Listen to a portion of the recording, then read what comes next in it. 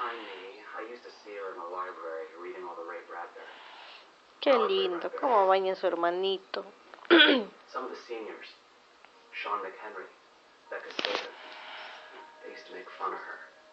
The way she dressed, the scar on her lip. Spring of '98, she was a sophomore, and she hung herself.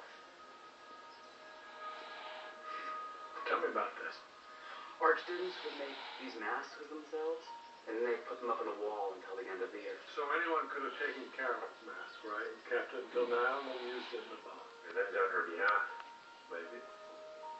Guys, I got a print off the bomb's duct tape. Davis matched her work.